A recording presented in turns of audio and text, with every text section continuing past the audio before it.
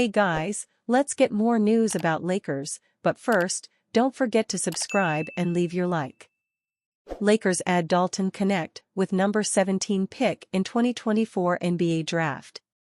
The Lakers may have found their scorer of the future and present.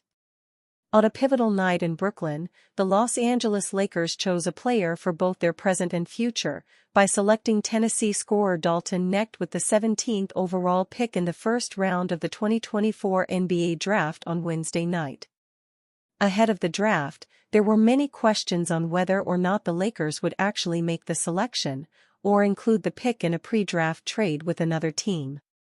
There were several blockbuster trades leading up to the draft, the most important of which was the New York Knicks going all in on their former Villanova players on their roster by trading away Bojan Bogdanovic for unprotected first-round picks and one protected first-round pick in exchange for forward Mikal Bridges. Nevertheless, the Lakers opted to keep their first-round selection to bolster their roster now, while also looking ahead towards the future. Knecht's journey to this moment is nothing short of remarkable. Standing at 6 feet 5 inches and weighing 212 pounds, he emerged as a standout guard in his lone season at the University of Tennessee this year. Averaging an impressive 21.7 points per game with shooting splits of 45.8% from the field, 39.7% from beyond the arc, and 77.2% from the free throw line, Knecht led the SEC in scoring and was a dominant force on the court. His performance earned him first-team All-America honors and the title of SEC Player of the Year. Before his time at Tennessee, Knecht honed his skills at Northern Colorado, where he played for 2 seasons. Over his 103 Division I games, Knecht averaged 16.9 points, 5.2 rebounds, and 1.5 assists, consistently proving his scoring prowess.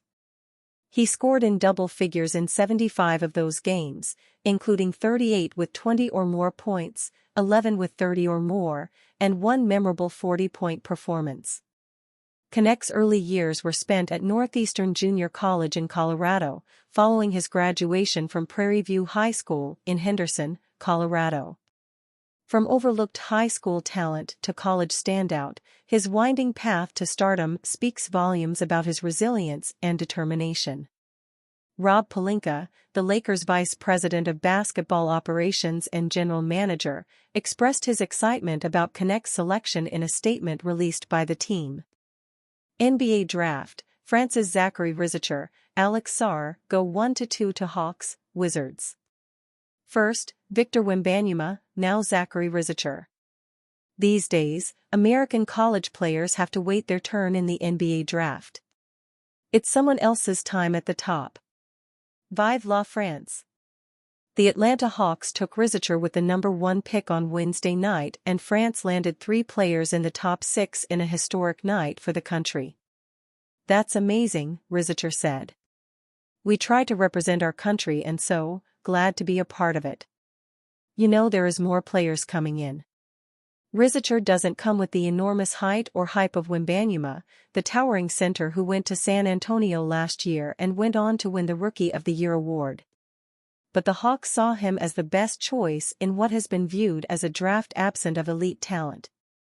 The 19-year-old forward was the winner of the Best Young Player award in the French League last season and beat out fellow Frenchman Alex Sarr in the race to be the top pick. When he did, it made NBA draft history. This is the first time that the draft has gone consecutive years without the number 1 pick being someone who played at an American college. Shows the amount of talent we have in France, Sarr said. Really excited for Zach. I think our national team is going to be really good. Sarr went second to the Washington Wizards after playing last year with Perth in Australia's National Basketball League. The Hawks had only a 3% chance of winning the lottery to earn the number 1 pick, and there was no obvious choice waiting once they did. Most mock drafts were split between Rizicher and Sarr, and Atlanta also worked out UConn center Donovan Clingan. Houston made Kentucky freshman Reed Sheppard the number 3 pick. A one-and-done college player had topped the draft for 13 straight years from 2010 to 22 before Wembanyama ended that streak. now the draft is under French rule. Stephon Castle of the two-time reigning national champion Huskies made it 2 straight college freshmen when San Antonio took him at number 4, the Spurs' first of 2 picks in the top 10. They also held the number 8 selection, though they dealt the rights to that pick, Kentucky guard Rob Dillingham, to Minnesota. But the Spurs are holding on to Castle, who had a phone call with Wembanyama and can now throw passes to him to ease his transition from Dan Hurley in his old home to Greg Popovich in his new one. "I was just playing for the best coach in college basketball and now flipping to the NBA and going to play for a legendary coach like Coach Pop. It's a blessing," Castle said.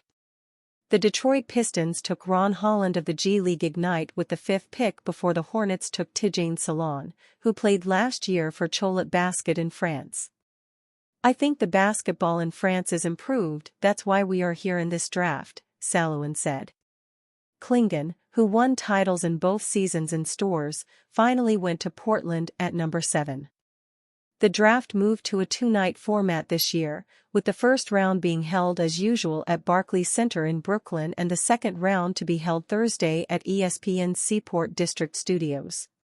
The Green Room was filled with a number of unfamiliar faces who will head to the NBA from other leagues or other countries. Lakers trade proposal adds ideal $94 million stretch 4 from Nets. The Knicks and Nets pulled off a shocker of a trade on Tuesday night, as Brooklyn sent Mikal Bridges off to Manhattan and reaped a massive haul of 5 first-round picks that will kick off a new rebuilding project after 5 years of abject disappointment for the Nets. Around the league, though, the feeling is that the Nets are not finished, and one of their other prized forwards, Cameron Jhonson, could also soon be on the move.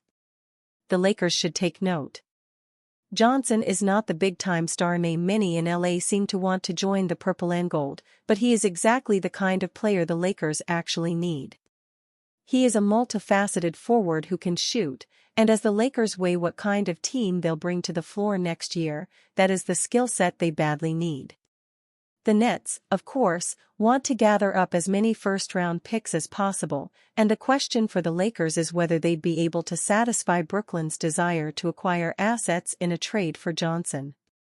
The Lakers can trade the number 17 pick in Wednesday's draft, and also have the ability, under NBA rules, to trade away their 2029 and 2031 first-rounders, but have no other draft chips on offer for trades.